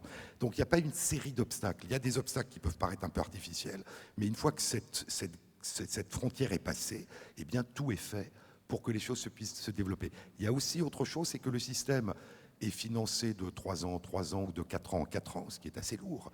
Mais lorsque des investigateurs, pas forcément Darwin ou Einstein ou Copernic, ont fait la preuve qu'ils avaient été capables de faire des démarches profondément originales et de qualité, eh bien, à ce moment, ils peuvent avoir des systèmes de financement qui sont des financements à 10 ans ou à 15 ans, sans projet précis. C'est-à-dire qu'à ce moment, on parie sur l'avenir en fonction de ce qu'ils ont déjà réalisé. Donc, c'est pas que le système est léger, mais le système est adapté d'une manière que, j'allais dire, qui permette de favoriser malgré ces obstacles et qui s'adapte aussi, qui ne soit pas universellement réparti, qui s'adapte aussi au profil particulier des personnes. Il permet aussi, ça change un peu en France, mais il permettait aussi de financer des gens très jeunes qui n'avaient pas à attendre des années avant de pouvoir voir leur projet personnel financé.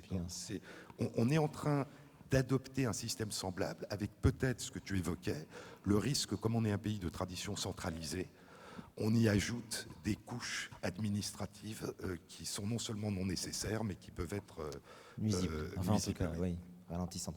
Une question, madame, vous vouliez poser une question. Il faut qu'on allume son micro. Je voulais poser une question, ça va pas? Allez-y, réessayez. Oui. Ma question s'adresse au professeur Amezzine et au professeur Friedman. Je voulais savoir, parce que c'est dans le domaine de jeunisme, j'ai cru comprendre qu'il y a des possibilités dans le futur des interventions sur les gènes et qui permettraient d'augmenter les capacités, les performances ou les capacités intellectuelles mémoire. Alors ma question est de savoir, est-ce que vous pensez que nos connaissances vont avancer au point où on puisse voir sur les gènes les causes de la violence ou plutôt de l'humanité? Est-ce qu'on pourrait avoir l'espoir d'augmenter l'empathie des êtres humains? Et par ailleurs, ce qui me paraît certain, j'ai réentendu hier, lu des articles, l'espérance de vie d'ici peu va augmenter à minimum 150 ans. On a déjà des problèmes avec la caisse de vieillesse. Et c'est des questions concrètes, ça vraiment, ça m'inquiète. Et pour terminer, je pense que les journalistes devraient peut-être inviter un peu plus souvent les scientifiques au lieu d'inviter seulement des hommes politiques qui sont dans un état d'apathie. Ils vont relancer, dynamiser la société et je pense sincèrement que c'est vrai. Je vous remercie. Merci de votre question. Alors elle est multiple, il y a au moins 3 champs, mais le premier c'était... intéressant, c'est celui de est-ce que la manipulation génétique va permettre d'avancer sur la bonté humaine? On en est loin. Hein. Oui, alors la question que vous posez, parce qu'on est toujours fasciné par ce qui pourrait être modification génétique, elle se pose dès maintenant pour les médicaments. Il y a toute une série de médicaments, voire d'interventions, ce qu'on appelle la stimulation profonde, des stimulations électriques à l'intérieur du cerveau, qui peuvent entraîner des changements de caractère subjectif et pas simplement comportemental. Moi, je crois qu'il y a toujours, si vous voulez, la question est de savoir si on pense que c'est de la médecine et quel rôle on donne à la médecine.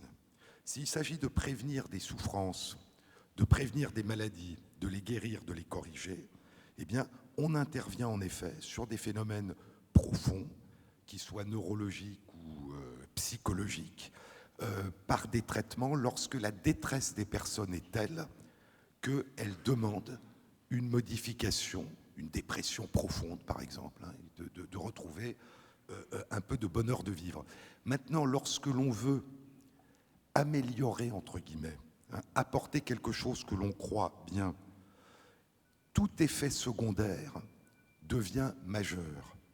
C'est-à-dire, si vous avez un effet secondaire lorsque vous essayez de prévenir ou de corriger une souffrance majeure, c'est un risque qu'on prend en toute connaissance de cause. Si on veut apporter un plus, ou l'idée qu'on se fait d'un plus, parce que ce qu'on veut voir modifié, on ne sait pas comment on le ressentira une fois qu'on aura été modifié, hein, c'est de l'ordre du souhait. Tout effet secondaire devient totalement disproportionné. Hein, le problème du Mediator, c'est pas simplement que c'est un médicament qui a des effets secondaires mortels. Il y a des traitements anticancéreux qui ont malheureusement des effets secondaires mortels. On prend le risque parce qu'on corrige une maladie mortelle. Le problème du Mediator, c'est que c'est un médicament qui ne sert à rien. Alors mourir d'un médicament qui ne sert à rien, c'est quelque chose qui pose un problème majeur. Donc je crois que tout ce qui vise à apporter du plus, au fond à jouer avec des possibilités techniques qu'on a sans avoir sérieusement réfléchi au fait que dès qu'on modifie une composante biologique, eh bien, on a une possibilité, un risque d'effet secondaire. Ça demande quelque chose qui est une réflexion profonde. Moi, je crois que les termes, d'ailleurs, vous savez, qu'on utilise d'amélioration ou d'augmentation, sont des termes qui sont inadaptés. En fait, ce sont des modifications. Voulons-nous, lorsque nous allons bien mais que nous désirerions avoir une capacité particulière, devons-nous nous modifier avec tous les risques, avantages et inconvénients qu'une modification peut entraîner? Donc je crois que c'est des questions profondes. Sur la question de l'espérance de vie et de l'allongement de l'espérance de vie, je crois qu'il y a quelque chose là aussi qui est assez étrange. Dans les pays pauvres, le problème, ce n'est pas l'allongement de l'espérance de vie, c'est la mort prématurée. Dans notre passé, le problème, ce n'était pas la durée de vie, c'était la mort prématurée. Et donc, on a considéré, à juste titre, que la mort prématurée, que ce soit dans l'enfance ou à l'âge adulte, était une tragédie. À partir du moment où l'espérance de vie, pour des raisons d'ailleurs que personne n'a voulu, ça s'est fait tout seul, en fait, par conjonction des changements de conditions de vie et des applications de la médecine, a commencé à augmenter, eh bien, bizarrement, à condition évidemment qu'elle ne s'accompagne pas de maladies qui rendent douloureuse cet allongement de l'espérance de vie, on a commencé à considérer que c'était aussi une malédiction. Et donc je me dis qu'une société qui considère c'est une malédiction ou une tragédie ou une destinée funeste que de mourir trop tôt, et que c'est une tragédie que de mourir trop tard, c'est assez étrange. C'est-à-dire que je pense que les inquiétudes ne sont pas du même ordre et qu'on devrait toujours penser les inquiétudes en même temps que les avantages.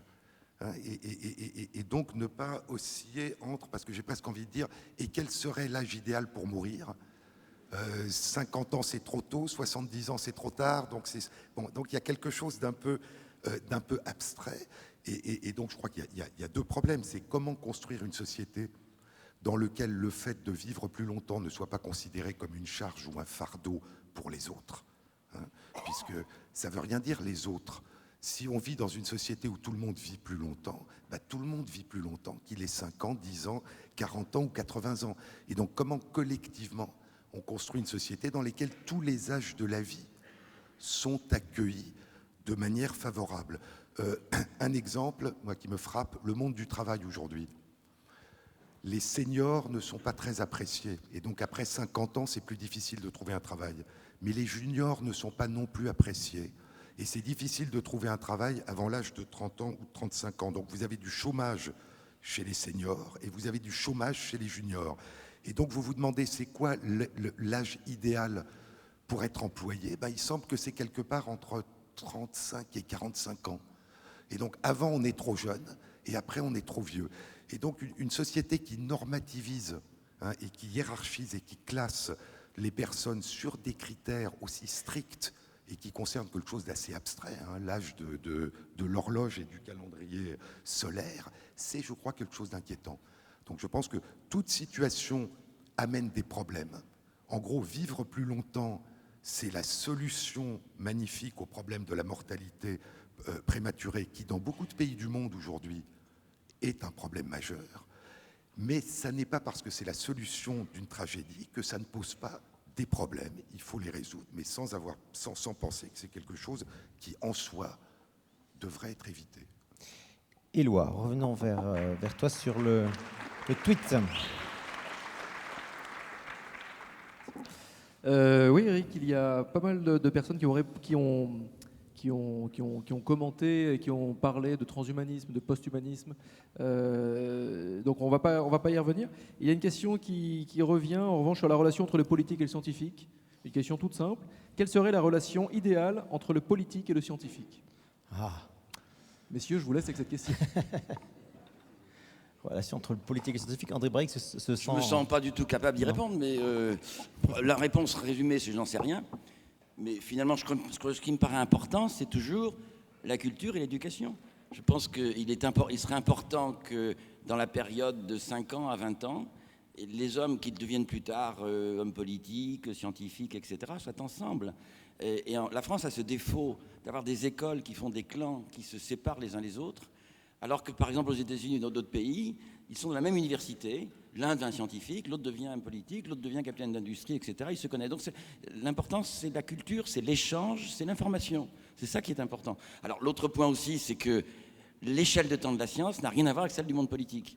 Par exemple, depuis 1945, si on se demande quels sont les hommes politiques qui ont favorisé la science, moi j'en vois que deux, de deux partis différents. L'un s'appelait Mendès France, l'autre s'appelle De Gaulle. Ces hommes ont compris que la science était importante. Ils ont fait un effort. L'un n'a pas régné très longtemps, l'autre plus longtemps. Les autres ne comprenaient pas ce que c'était. C'est des gens intelligents, souvent sincères et autres. Mais moi, je me souviens d'une discussion avec Gerhard Schröder. Un jour, je lui dis, mais les choses importantes pour un pays, c'est l'investissement scientifique. Il me répond, mais vous avez raison, mais si je prends telle mesure, ça portera ses fruits dans 20 ans ou dans 30 ans. Mon problème, c'est d'être réélu dans 2 ans. Et donc là, il y a un hiatus. Par exemple, pour être élu quelque part, il faut être un peu menteur, il faut bien le dire, hein, parce que sinon vous n'êtes pas élu. Hein. Et les qualités qu'il faut pour être élu ne sont pas forcément celles qu'il faut pour gouverner. Donc là, il y a un problème. Moi, je ne vois pas d'autre chose. Écoutez, dans la vie, il y a 2 manières de résoudre les problèmes. Ou vous avez une armée puissante et vous tapez sur l'autre, et à force de taper, il y a toujours un plus costaud qui tape dessus. Ou bien, où il y a l'arme de la culture. Elle est longue, elle prend du temps, elle connaît beaucoup d'échecs, mais je n'en vois pas d'autres.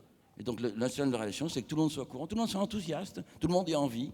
Et moi, je rêverais d'un homme politique où chacun participe. Par exemple, avoir comme métier d'être homme politique, moi, ça me fatiguerait. On pourrait imaginer un peu de changement. Et nous savons très bien dans nos milieux, vous le savez en biologie, nous le savons en astronomie, nous savons très bien quels sont les gens qui émergent, qui sont bien, qui ont des idées, etc. Et peut-être que toutes ces cloisons qu'il y a en France, tout ce conservatisme que nous avons, on pourrait faire trembler un peu quelques cloisons et avancer. Je vois pas. Donc je vous réponds, je résume ma réponse, enfin je ne sais pas. Hein. Jacob Mazen. Oui, je pense que l'une des réponses, c'est la culture. Hein, c'est-à-dire, au fond, la politique, c'est la vie d'une démocratie. C'est la manière dont une démocratie traduit ses choix, ses décisions. Et donc, si l'approche scientifique ne fait pas partie de la culture, eh bien, au fond, on passe du scientifique au politique sans l'intermédiaire de la société. Donc, c'est artificiel. Et comme tu dis, c'est une articulation heureuse ou pas heureuse, mais un peu comme au temps des monarques éclairés. Donc, je pense qu'il faut une appropriation par la société de ce que signifie la démarche scientifique. Pas de la... Ce qui est très frappant, c'est que les journaux, en général, annoncent des découvertes ou des échecs, c'est-à-dire des événements, des photographies. Ils parlent très peu souvent de la démarche scientifique elle-même. À quoi ça correspond? Quelle était la question? D'où vient-elle? Dans quel contexte? C'est ça la démarche scientifique. Et donc, si la société peut se l'approprier, ça commence à l'école, mais ça peut se faire de tas de manières différentes, à ce moment, ça peut devenir un enjeu politique, démocratique au sens profond et noble du terme, et ça devient à ce moment une partie de la politique. Le deuxième, c'est que je crois que l'épistémologie et la réflexion éthique sont des façons pour la société et pour le politique de s'approprier les avancées de la science. L'épistémologie, parce que ça consiste à se demander ce que signifie telle avancée scientifique. On voit ce que c'est, mais qu'est-ce que ça signifie? Qu'est-ce que ça nous permet de faire? À quoi ça correspond? Comment ça se situe par rapport à ça? Et la réflexion éthique qui est, que pensons-nous qu'il convient d'en faire? Et ça, c'est une question profondément démocratique. Il est difficile de se poser la question « que souhaitons-nous en faire ?» si on ne comprend pas de quoi il s'agit.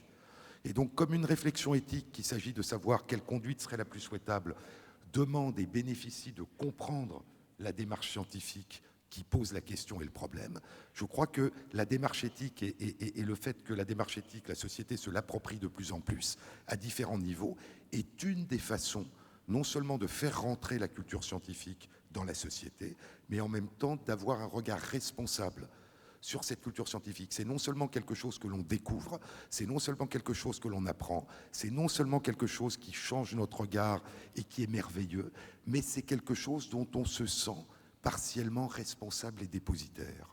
Donc je crois que c'est une des façons de faire progresser les relations entre la science et la politique au sens le plus large du terme. Excellente.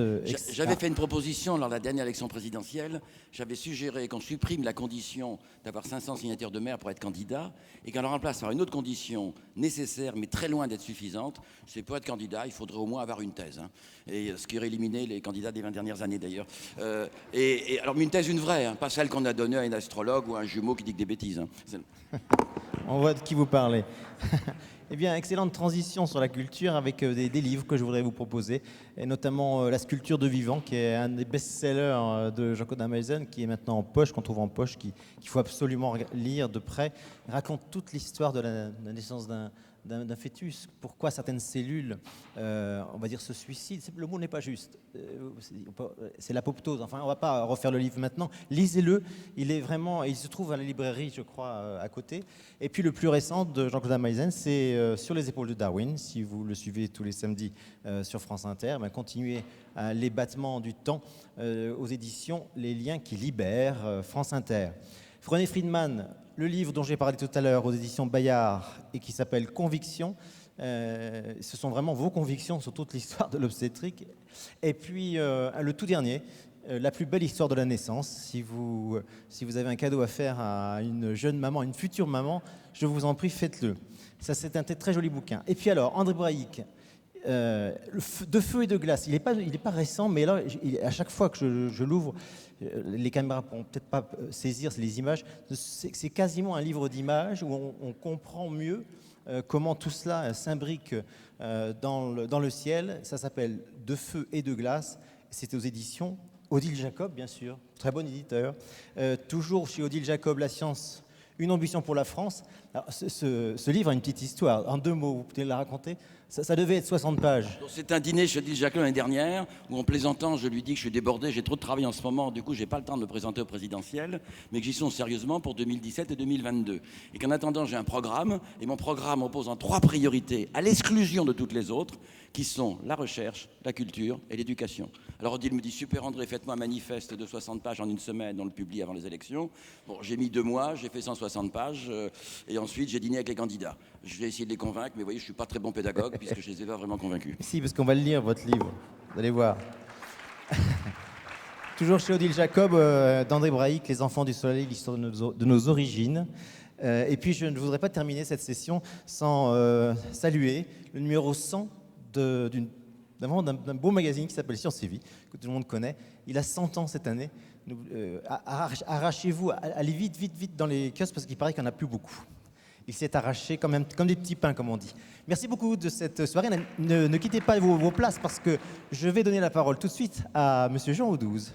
M. Jean Audouze, qui est président de la Commission nationale française pour l'UNESCO. Et Jean, c'est vous qui allez conclure ce débat sur ce que la science a à nous promettre. Bravo.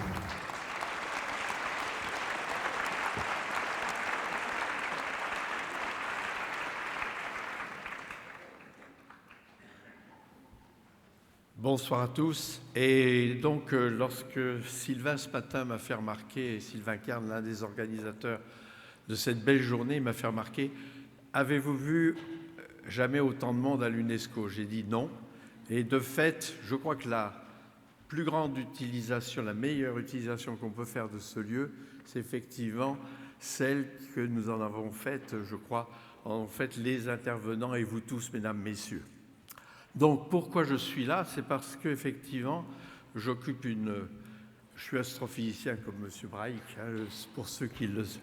Mais actuellement, je préside la Commission nationale française pour l'UNESCO. L'UNESCO, c'est en fait 3 choses.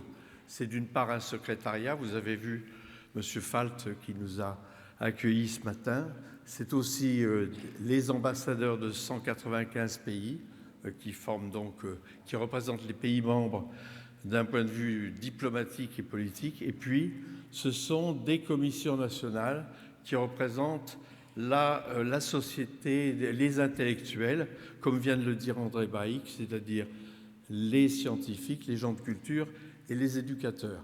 Et de fait, ce que nous faisons un petit peu, disons, journellement, il y a 60 membres dans la commission française, c'est un petit peu ce qui a été fait aujourd'hui, c'est-à-dire nous essayons, vaille que vaille, de nous poser les questions qui intéressent les 3 communautés et d'essayer effectivement d'y réfléchir avec évidemment l'ensemble de la collectivité intellectuelle. Alors il faut savoir qu'il y a eu une catastrophe à l'UNESCO, c'est en 1972, lorsque le Japon a réussi à donner le pouvoir aux diplomates, alors qu'avant 1972, c'était les intellectuels. Il faut se rappeler que, par exemple, Pierre Auger, qui est un grand physicien, qui a découvert, disons, la structure, des éléments importants de la structure atomique, qui est à l'origine de la création de l'Agence spatiale européenne et de bien d'autres choses. Et c'est à cette époque-là, donc il était directeur de la science à l'UNESCO, et c'est à cette époque que l'UNESCO a veillé à faire naître le CERN. Le CERN, c'est, comme vous le savez, l'opération, enfin disons, le grand centre de recherche des physiques des particules, hein, dans lequel, en 2012, on a enfin découvert le boson de Higgs, qui est l'élément qui forme la matière, qui manquait encore dans ce qu'on appelle le modèle standard, c'est-à-dire le modèle des particules. Alors, je ne vais pas vous embêter plus avec l'UNESCO, je vais essayer très rapidement de dire les points essentiels. Ça va être facile parce que je crois que le mot éducation est revenu à peu près partout, et même ici, les trois grands chercheurs, mes chers collègues, l'ont bien dit. Je crois que l'éducation, c'est effectivement, si on veut un monde meilleur, eh bien évidemment, il faut que l'éducation soit accessible pour tous et tout au long de la vie. Et je ne vais pas paraphraser toutes les bonnes suggestions qui ont été faites, mais pour qu'il y ait effectivement un système éducatif performant, eh bien, ça passe par les éducateurs. S'il y a ceux qui ont la chance d'avoir tout au moins d'avoir gravi quelques échelons dans la société, ils ont eu la chance d'être au contact d'un ou plusieurs professeurs qui leur ont donné l'enthousiasme, qui leur ont donné la joie de la connaissance. Et je pense que, mis à part toutes les bonnes suggestions qu'on a entendues de la part de Mathieu Ricard ou d'autres, je crois que la réussite du système éducatif passe par la sélection, l'enthousiasme des meilleurs éducateurs possibles, qui demeure, selon moi, le plus beau métier du monde. Alors, bien évidemment, je ne vais pas reproduire les arguments qui viennent de vous être donnés par Jean-Claude Amezen, René Friedman et André Braic, mais c'est vrai que la recherche, l'innovation, c'est véritablement, selon moi, un des outils majeurs pour faire que le meilleur soit à venir. En effet, je veux dire, ce matin, le directeur de Sciences et Vie a indiqué que la collectivité scientifique, enfin maintenant les scientifiques ont une boîte à outils, je veux dire que ce soit en biologie, en astrophysique, en physique, en chimie, je veux dire, on est le rythme avec lequel les grandes découvertes se produisent est important. Et ce qui est aussi très important, je suis comme André Braic, je suis astrophysicien, mais je suis convaincu que si la recherche, si la science fait des progrès, c'est grâce à sa recherche fondamentale. Il ne faut pas oublier que le laser a été inventé alors que par des gens à Berkeley ou au laboratoire de physique de l'école normale supérieure qui ne cherchaient rien d'autre que d'inverser les populations des électrons qui gravitent autour d'un noyau d'atomes. Donc, je veux dire que la recherche fondamentale, et le laser maintenant, bien entendu, a révolutionné nos vies de tous les jours. Donc, ce qui est très important, c'est effectivement donner la chance aux chercheurs de chercher, véritablement de chercher. Tout à l'heure, on a parlé de la bureaucratie. J'ai dirigé un institut l'Institut d'astrophysique de 1978 à 1989. Aujourd'hui, je n'aimerais pas faire ce métier. Pourquoi ? Parce que la bureaucratie est devenue absolument intolérable. On l'a dit, il faut un chercheur, il passe son temps à chasser les primes. Par ailleurs, c'est bien connu. Enfin, je veux dire, je défie un chargé de recherche de deuxième classe, c'est-à-dire le grade auquel on est recruté au CNRS, ou un maître de conférence dans les plus bas échelons, je le défie de pouvoir vivre avec une famille à Paris. Impossible, strictement impossible, avec les salaires qui leur sont donnés. Donc voilà, la recherche me paraît un élément essentiel. Troisièmement, il faut qu'effectivement, donc nous avons une bonne recherche en France, honnêtement, mais cette recherche ne profite pas ou profite peu au monde industriel parce qu'effectivement, il y a tout un tas de raisons plus ou moins sociologiques. Il y a créé une jeune entreprise en France, c'est un parcours du combattant que peu de gens réussissent. Effectivement, il y aurait un gros travail à accomplir pour faire qu'on encourage l'entreprise, les jeunes entreprises, pour faire en sorte que, effectivement, les innovations qui sont le produit du travail des chercheurs, eh bien, soient transférées, soient susceptibles d'irriguer, d'être utilisées par les entreprises. Enfin, je crois que nous sommes donc, je vous l'ai dit, à l'UNESCO. Eh bien, il faut que vous sachiez qu'aujourd'hui, le budget de l'UNESCO, c'est en principe de 660 millions d'euros, de dollars, et que du fait de certaines tribulations politiques, en fait, il est de l'ordre de 450 millions de dollars. Essayez de comparer ce chiffre de ce budget annuel avec le budget ou le chiffre, disons, l'actif ou le passif d'une petite ou moyenne entreprise. Vous verrez qu'il est tout à fait secondaire. Donc moi, ce que je forme un vœu, c'est que, peut-être pas comme l'a dit Jacques Attali tout à l'heure, de fusionner le Conseil de sécurité, l'OMC et quelques autres, mais simplement les pays du monde entier ont à leur disposition l'UNESCO, les Nations Unies, le PNUD, l'OCDE, que sais-je encore.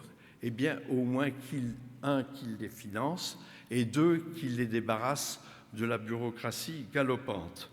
Alors, je vais dire un mot sur l'Europe. Je crois que je pense que nous sommes tous désireux de voir un jour l'Europe naître. Alors moi, j'ai une suggestion très pratique. On va bientôt élire le Parlement européen. On élit nos députés sur des listes.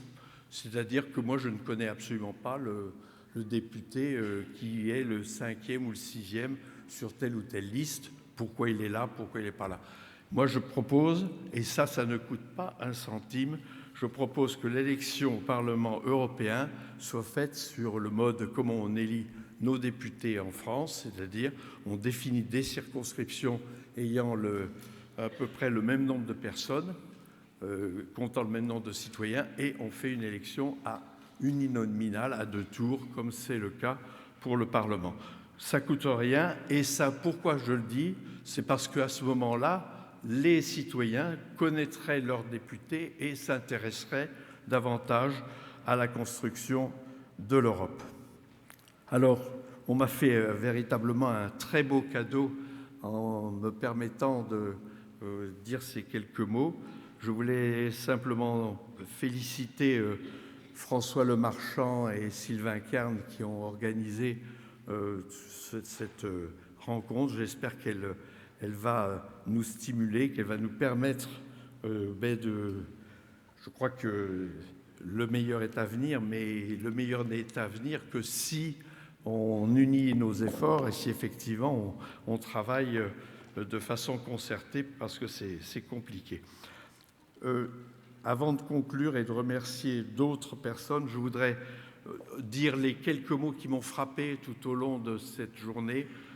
La joie de la connaissance, l'imagination, l'audace, la prise de risque, le droit à l'erreur du moment qu'on la corrige très vite, la vérité, la loyauté, l'empathie, l'altruisme, et puis bien sûr savoir parler aux autres et évidemment le sens de la responsabilité. Alors, dans un monde où effectivement on communique beaucoup, où on travestit souvent la vérité, je crois que le devoir d'objectivité et de vérité me semble être un devoir essentiel.